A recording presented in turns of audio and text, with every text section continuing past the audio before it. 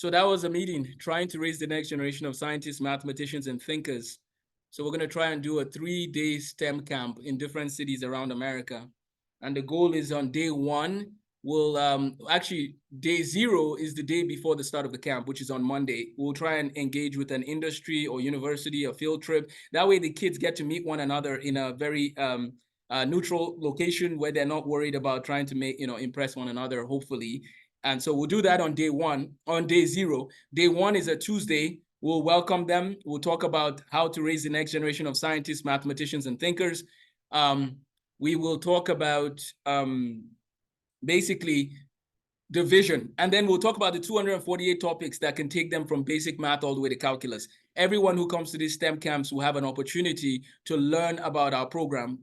So they'll do that on day 1. We'll get an assessment for everybody. And we can also do a virtual camp where everybody can log in from around the world, a live stream.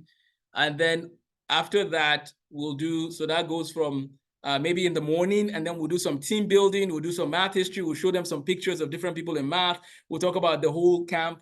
And then in lunch, we'll have lunch. They'll get to maybe watch a documentary for a little bit, have a discussion, make some friends, play some chess, different things.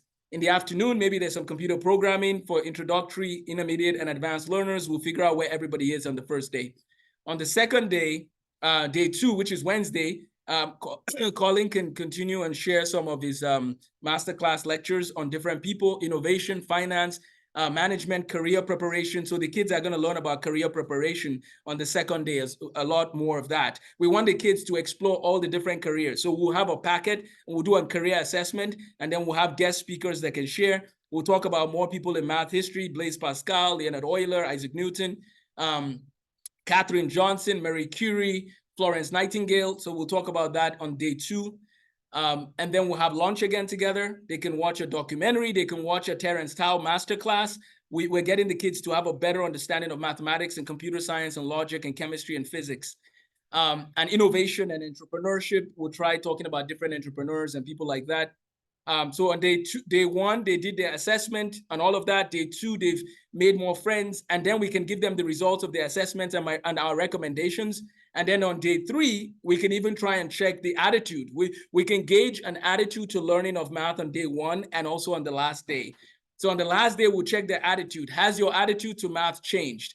And then we'll give them our plan for the rest of the summer. Because they've joined our STEM camp, they get a free summer plan, which allows them to keep learning math. And we'll check back with them in the fall. We'll check back with people to see how well they use their summer to improve their math learning. Maybe we'll make it about 25 minutes to 30 minutes a day for students to be working. So that's the plan then for day 3.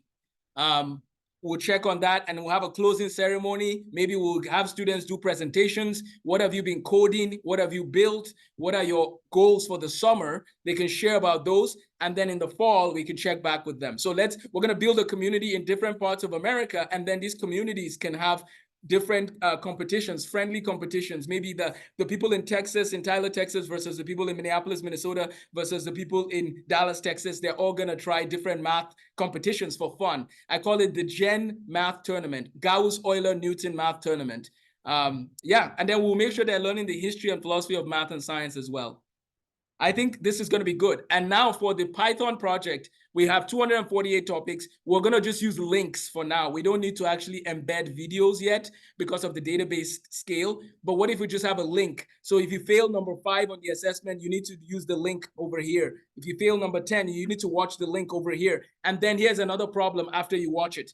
And we're going to be monitoring your progress over time from the beginning of you using our program and 1 year after. So we're going to do from the beginning, 3 months, 6 months, 9 months, 1 year. Let's monitor how well you are, how close you are to the 248 topics. Now, depending on what grade level people come to us, some people might be ready to take the 248 questions, no problem. Those will be like 11th and 12th graders. So what we can do is for 6th graders, why don't we give them the first 48 topics? For 7th graders, we give them the first 50 topics or whatever. So we can, in our intake forms, we need to ask your name, date of birth, and your grade level. And then based on your grade level, we'll give you an assessment that matches that grade level.